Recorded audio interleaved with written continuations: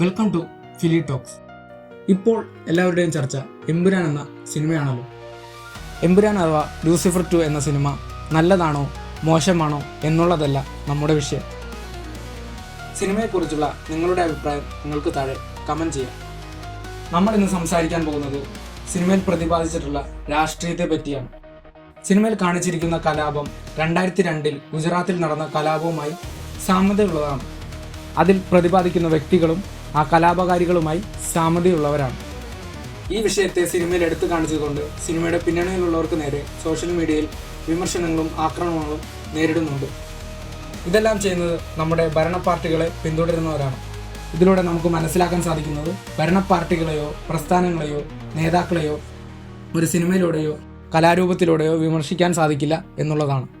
അതായത് RSS, BJP എന്നീ പ്രസ്ഥാനങ്ങളുടെ തെറ്റുകളോ ക്രൂരതകളോ നമുക്ക് ചൂണ്ടിക്കാണിക്കാൻ കഴിയില്ല.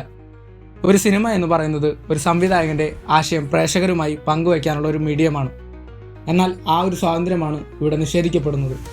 ഇന്ത്യ ഒരു ജനാധിപത്യ രാജ്യമാണ്. അവിടെ ആരെയും വിമർശിക്കാനുള്ള സ്വാതന്ത്ര്യം ഇന്ത്യൻ ഭരണഘടന നൽകുന്നുണ്ട്. ആ ഒരു അവകാശത്തെയാണ് ഇവിടെ ഇല്ലാതാക്കാൻ ശ്രമിക്കുന്നത്. ഇതിനെല്ലാം കാരണക്കാർ നമ്മൾ കൂടിയാണ്. ഭരണ പാർട്ടികളെ വിമർശിച്ചാൽ എതിർ പാർട്ടികളിലുള്ളവരെ ഏതെങ്കിലും കേസുകളിൽ പെടുത്തി ജയിലിലടക്കുന്നത് ഇവിടെ പതിവാണ്. എന്നാൽ ഇപ്പോൾ ആ ഒരു കാര്യം നടക്കുന്നത് സിനിമയെ ഉന്നം വെച്ചാണ്.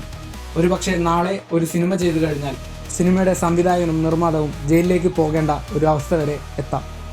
എന്നാൽ ഇതേ സിനിമ എന്ന മീഡിയം ഉപയോഗിച്ചുകൊണ്ട് തന്നെ അവർ അവരുടെ ആശയങ്ങൾ ജനങ്ങളിലേക്ക് എത്തിക്കുന്നുണ്ട്. ഇതിന് യാതൊരുവിധ സെൻസറിങ്ങുമില്ല. നമ്മൾ ഒരു ഭരണകൂടത്തെ തിരഞ്ഞെടുക്കുമ്പോൾ ഒരുപാട് ശ്രദ്ധിക്കേണ്ടതുണ്ട്. എമ്പുരാൻ എന്ന സിനിമ ഞങ്ങൾക്ക് ഇഷ്ടപ്പെട്ടോ എന്നുള്ളതല്ല ഇവിടുത്തെ വിഷയം. അതിനു പിന്നിലെ RSS, BJP എന്നീ സംഘടനകളുടെ വർഗീയ രാഷ്ട്രീയത്തെയാണ് ഞങ്ങൾ വിമർശിക്കുന്നത്. സിനിമയെക്കുറിച്ചും അതിൽ പ്രതിപാദിച്ചിട്ടുള്ള രാഷ്ട്രീയത്തെക്കുറിച്ചുമുള്ള നിങ്ങളുടെ അഭിപ്രായം കമൻറ്റ് ചെയ്യുക. അടുത്ത വീഡിയോയിൽ മറ്റൊരു സിനിമയുടെ വിശേഷങ്ങളുമായി വീണ്ടും വരാം. അതുവരെ സൈനിങ് ഓഫ് ഫിലി ടോക്സ്.